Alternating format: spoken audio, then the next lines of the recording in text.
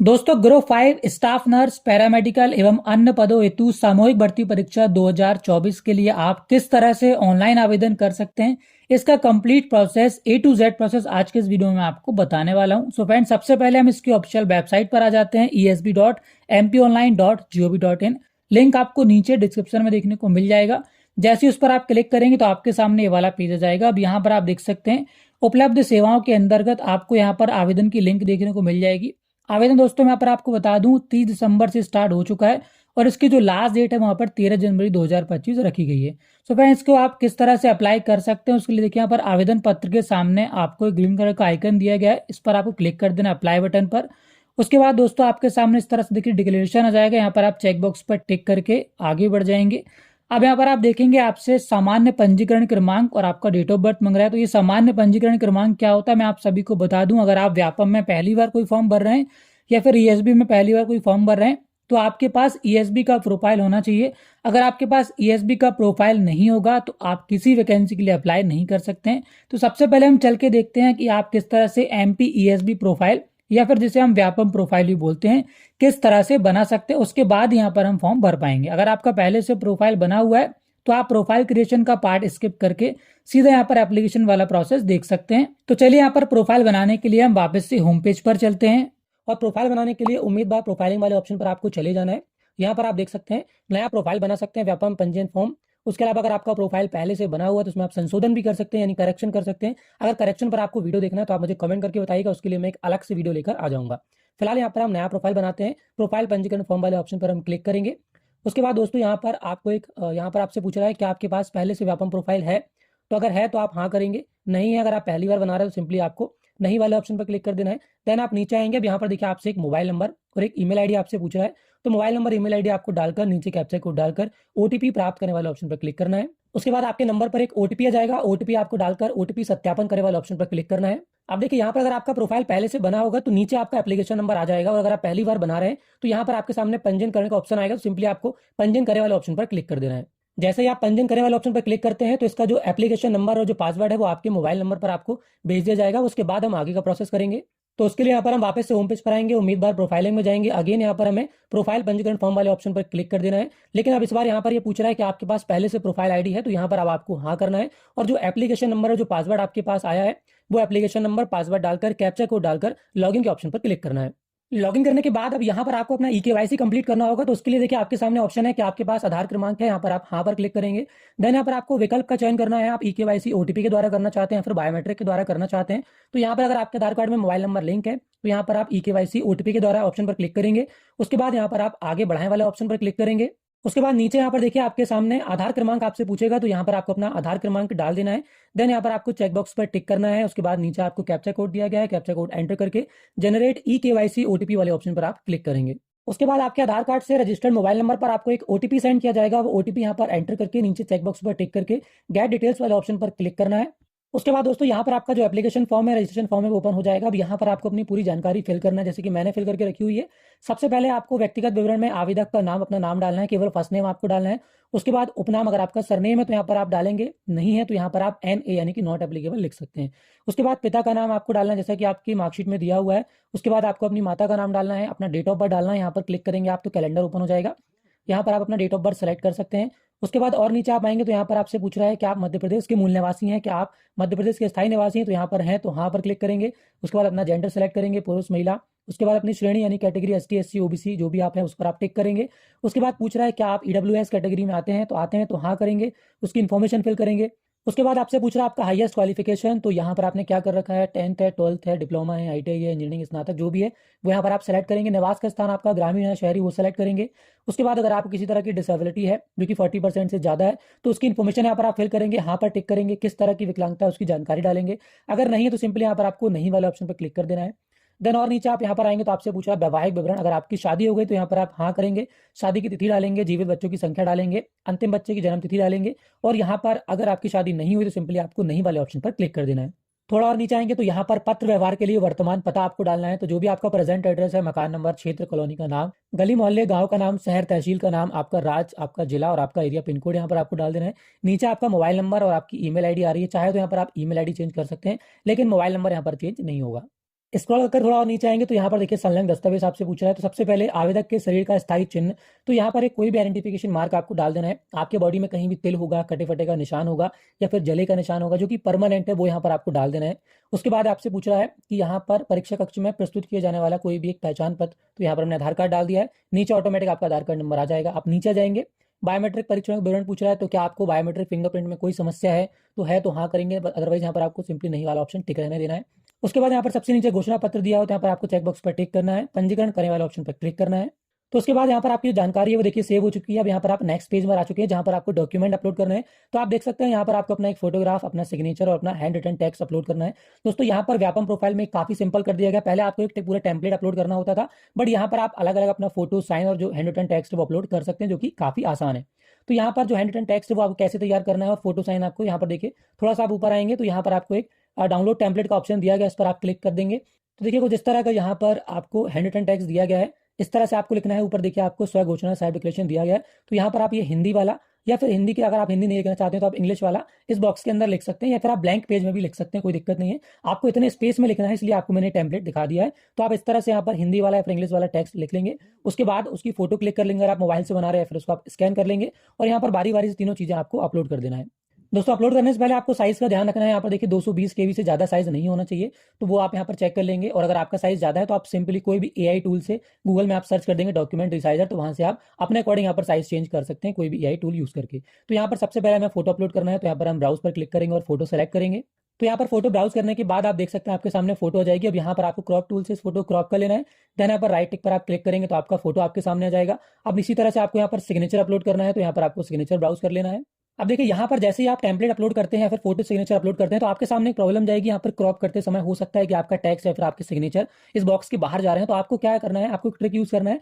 जो भी आप यहाँ पर मैटर रेफरेंस सिग्नेचर कर रहे हैं उसके चारों तरफ आपको जो ब्लैंक स्पेस है वो थोड़ा सा ज्यादा रखना है, जिससे आप यहाँ पर क्रॉप करेंगे तो सेंटर में आपका जो भी मैटर है टेक्स्ट या सिग्नेचर वो काफी आसानी से आ जाएगा। तो इस तरह से यहाँ पर आप क्रॉप करके राइट टिक पर क्लिक करेंगे तो आपका जो फोटो, सिग्नेचर और टेक्स्ट है वो अपलोड हो जाएगा। अब यहाँ पर देखिए आपको 3 चेकबॉक्स दिए गए हैं, फोटो के नीचे दिया गया है, सिग्नेचर के नीचे दिया गया और हैंड रिटन टेक्स्ट के नीचे दिया गया है। तीनों पर आपको टिक कर देना है। देन यहाँ पर नीचे आपको ऑप्शन दिया गया है upload photo, signature and hand written text, इस ऑप्शन पर आपको क्लिक कर देना है। जिसके बाद दोस्तों यहाँ पर हमारा फोटो, सिग्नेचर और जो हमारा टेक्स्ट था वो अपलोड हो चुका है। अब यहाँ पर देखिए आपको डॉक्यूमेंट अपलोड करना है। तो यहाँ पर अगर आप ST SC OBC कैटेगरी के हैं तो देखिए यहाँ पर डेट ऑफ बर्थ प्रूफ तो सभी को डालना है, जो कि आप 10th की मार्कशीट यहाँ पर अपलोड कर सकते हैं। अगर आप ST SC हैं तो आपका जाति प्रमाण पत्र आपसे मंगा रहा होगा। अगर आप विकलांग हैं तो दिव्यांगता प्रमाण पत्र मंगा रहा होगा। और यहाँ पर अगर आपने कोई और भी एक्स्ट्रा चीजें ली हुई है, कोई भी एक्स्ट्रा बेनिफिट लिया, उसका सर्टिफिकेट यहाँ पर आपसे मांगेगा। तो जो भी डॉक्यूमेंट यहाँ पर आपसे मांग रहा है वो आपको अपलोड करना होगा। यहाँ पर दोस्तों साइज का काफी प्रॉब्लम जाता है डॉक्यूमेंट रिसाइज करने में। तो यहाँ पर आप देख सकते हैं आपको जो विड्थ है 700 से 800 पिक्सल, हाइट यहाँ पर 400 से 950 पिक्सल होना चाहिए। तो अगर आप ये यहाँ पर रिसाइज नहीं कर पा रहे हैं तो मैं आपको एक सिंपल इसका ट्रिक बताता हूँ। आपको चले जाना है सरकारी रिजल्ट टूल वाले ऑप्शन पर, इसका जो लिंक है मैं नीचे आपको डिस्क्रिप्शन में दे दूंगा।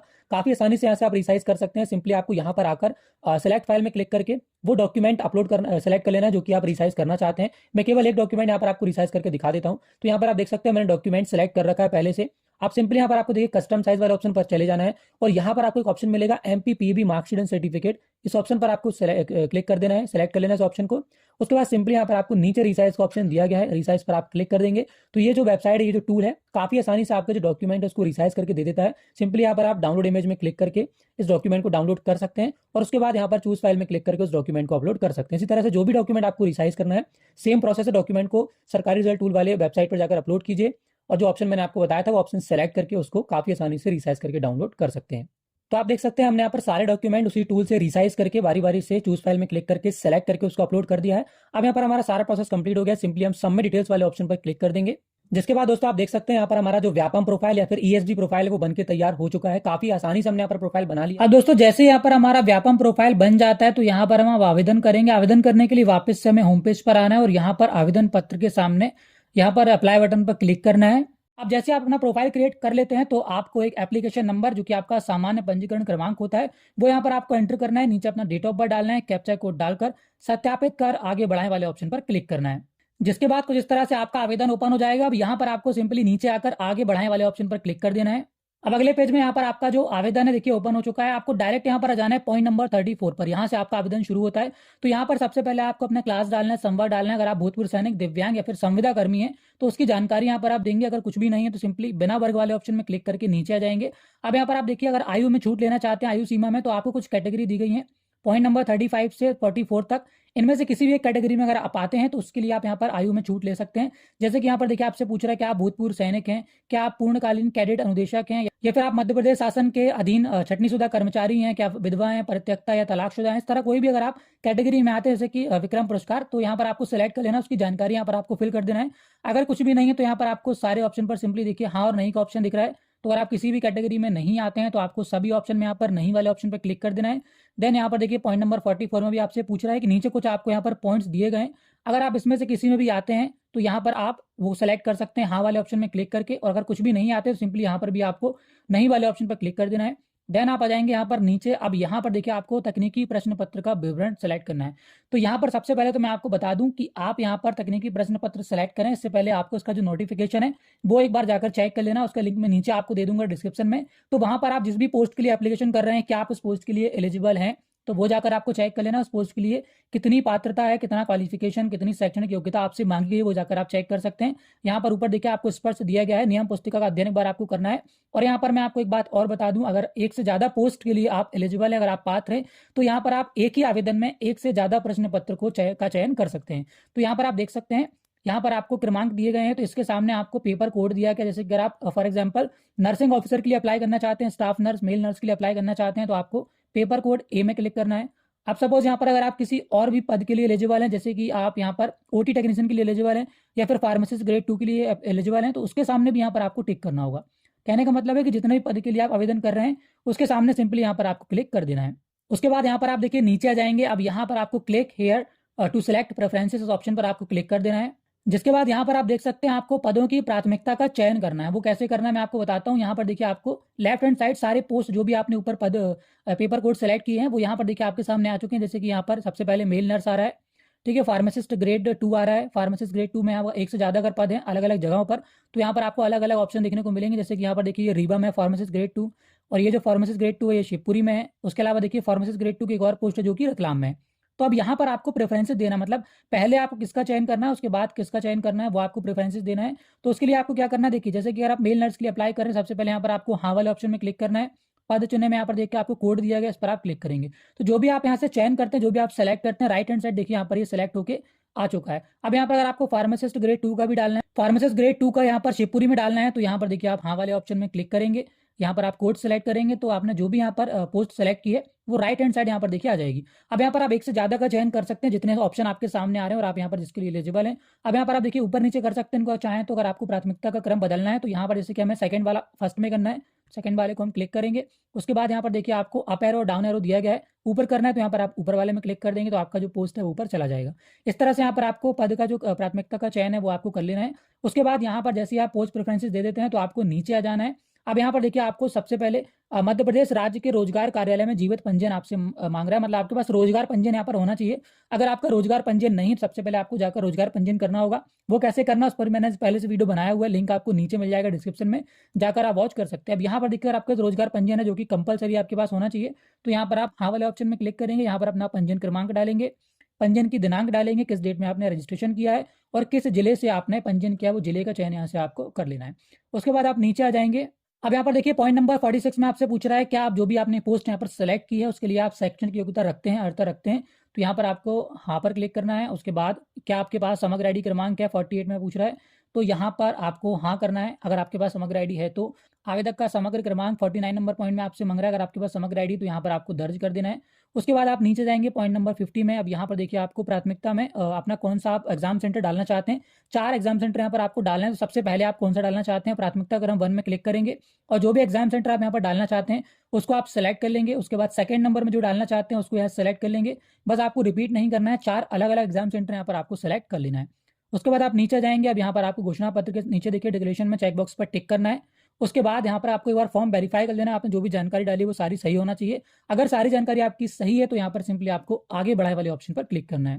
अब यहाँ पर देखिए अगले पेज में आप जो भी यहाँ पर पोस्ट के लिए एप्लीकेशन कर रहे हैं उसके लिए यहाँ पर आपको अपनी मार्कशीट अपलोड करना होगा। जैसे कि यहाँ पर आप स्टाफ नर्स और फार्मासिस्ट दोनों के लिए अप्लाई कर रहे हैं तो दोनों ही कोर्स के यहाँ पर आपको मार्कशीट अपलोड करना होगा। मार्कशीट कैसे अपलोड करना है मैं आपको बता देता हूँ। सबसे पहले आपको अपनी जो भी मार्कशीट है उसकी फोटो क्लिक कर लेना है, फिर उसको स्कैन कर लेना है। उसके बाद आपको उसको रिसाइज करना है। बिना रिसाइज करे यहाँ पर आप मार्कशीट अपलोड नहीं कर पाएंगे। तो यहाँ पर आप देखिए विड्थ यहाँ पर जो आपकी 700 से 800 पिक्सल होना चाहिए, हाइट यहाँ पर 400 से 950 पिक्सल होना चाहिए। तो ये कैसे सेट करना है मैं आपको बता देता हूँ, आपको काफी इजी स्टेप में। तो यहाँ पर देखिए आपको एक वेबसाइट है सरकारी रिजल्ट टूल, नीचे आपको मैं डाल दूंगा उसका लिंक, उस पर आप क्लिक करेंगे तो आपके सामने वाली वेबसाइट आ जाएगी। अब यहाँ पर आपको देखिए इमेज रिसाइजर का ऑप्शन मिल जाएगा, इस पर आपको क्लिक कर देना है। उसके बाद जो भी मार्कशीट आपको रिसाइज करनी है, आपने स्कैन कर रखी है फिर उसकी फोटो क्लिक कर रखी है, उसको यहाँ पर देखिए अपलोड इमेज वाले ऑप्शन में क्लिक करके यहाँ सबसे पहले आप सेलेक्ट कर लेंगे। तो यहाँ पर आप देख सकते हैं हमने मार्कशीट यहाँ पर सेलेक्ट कर लिया। अब आपको यहाँ पर कुछ भी करने की जरूरत नहीं है। नीचे आपको देखिए कस्टम साइज का एक ऑप्शन देगा, इस पर आप क्लिक करेंगे। यहाँ पर आपको एक ऑप्शन आपको दिया गया है MPPEB मार्कशीट एंड सर्टिफिकेट, इस ऑप्शन को यहाँ पर आपको सेलेक्ट कर लेना है। उसके बाद नीचे आपको ऑप्शन दिया गया रिसाइज का, सिंपली इस ऑप्शन पर आप क्लिक करेंगे। जिसके बाद दोस्तों आपका जो डॉक्यूमेंट है वो यहाँ पर देखिए रेडी हो चुका है। अब यहाँ पर आपको डाउनलोड इमेज का ऑप्शन दिया गया, इस पर आप क्लिक करेंगे तो उसके बाद जो डॉक्यूमेंट यहाँ पर आपने रिसाइज किया है वो यहाँ पर देखिए डाउनलोड हो जाएगा। अब यहाँ पर आप सिंगल स्टेप में इसको काफी आसानी से अपलोड कर सकते हैं। तो यहाँ पर देखिए पेपर कोड के सामने आपको चूज फाइल का ऑप्शन देगा, इस पर क्लिक करके वो डॉक्यूमेंट यहाँ पर सबसे पहले आप सेलेक्ट कर लेंगे। उसके बाद यहाँ पर आपको अपलोड का बटन देगा, इस पर आप क्लिक करेंगे। जिसके बाद दोस्तों को जिस तरह से यहाँ पर आप देख सकते हैं आपकी जो मार्कशीट है वो यहाँ पर अपलोड हो चुकी है। यहाँ पर व्यू सर्टिफिकेट के नीचे उसका ऑप्शन आने लगेगा। तो फ्रेंड इसी तरह से यहाँ पर आपको बारी बारी से जितने भी आपने एग्जाम कोड सेलेक्ट किए हो 1 2 3 4 सारे यहाँ पर मार्कशीट आपको अपलोड कर देना है। देन यहाँ पर सबमिट डिटेल्स वाले ऑप्शन पर आपको क्लिक करना है। और बस दोस्तों उसके बाद यहाँ पर हमारा जो एप्लीकेशन फॉर्म है वो देखिए कंप्लीट हो चुका है। अब यहाँ पर आपको फीस पेमेंट करना है, भुगतान नहीं लिखकर आ रहा है। और यहाँ पर आप देख सकते हैं इसकी जो फीस है वो 500 रुपीज दिखा रहा है। यहाँ पर ये जो मैंने एप्लीकेशन किया है ये ओबीसी कैटेगरी का कैंडिडेट है और यहाँ पर ओबीसी की जो फीस है वो 250 रुपीज है। बट क्योंकि यहाँ पर हमने 2 प्रश्न पत्र सेलेक्ट किए थे तो यहाँ पर हमारी जो फीस है उसका जस्ट डबल हो गई है, यानी कि 500 रुपीज। तो मैं आपको बता दूं कि जितने प्रश्न पत्र यहाँ पर आप सेलेक्ट करेंगे उसके अकॉर्डिंग यहाँ पर जो भी आपकी कैटेगरी होगी उसकी फीस यहाँ पर डबल टेबल होती जाएगी। तो आपको एक एग्जाम की फीस है जो नोटिफिकेशन में दी गई है, अगर आप एक से ज्यादा पेपर कोड यहाँ पर सेलेक्ट करते हैं तो आपकी फीस यहाँ पर उसके अकॉर्डिंग बढ़ती जाएगी। तो यहाँ पर देखिए इसका फीस पेमेंट करना है। फीस पेमेंट करने के लिए आप सबसे नीचे आ जाएंगे। यहाँ पर सबसे पहले हमें देखिए प्रिंट बटन दिया गया, इस पर आप क्लिक करेंगे। उसके बाद आप चाहें तो इसको कैंसिल भी कर सकते हैं, क्योंकि बिना प्रिंट में क्लिक करे आप इसका जो पेमेंट है वो कंप्लीट नहीं कर सकते हैं। तो एक बार प्रिंट बटन में क्लिक करने के बाद यहाँ पर फ्रेंड्स आप इसका पेमेंट कर सकते हैं। अब यहाँ पर आपको पेमेंट करने के लिए प्रोसीड टू पेमेंट वाले ऑप्शन पर क्लिक करना है। उसके बाद दोस्तों यहाँ पर देखिए पेमेंट पेज आ जाएगा। अब यहाँ पर आप किसी भी माध्यम से net banking, debit card, credit card या फिर यूपीआई किसी भी माध्यम से इसका पेमेंट कंप्लीट कर सकते हैं। पेमेंट करने के बाद यहाँ पर आपके सामने कुछ इस तरह का पेज आता है, भुगतान है, मतलब यहाँ पर आपका जो एप्लीकेशन है वो कंप्लीट हो चुका है। फिलहाल दोस्तों आज के इस वीडियो में इतना ही। उम्मीद है कि वीडियो आपको पूरा समझ में आ गया होगा। वीडियो अगर आपको पसंद आया हो, वीडियो हेल्पफुल लगा तो वीडियो को लाइक कर दीजिए। आगे भी ऐसी वीडियो देखना चाहते हैं चैनल को सब्सक्राइब करके बेल आइकन को प्रेस जरूर कर लीजिए।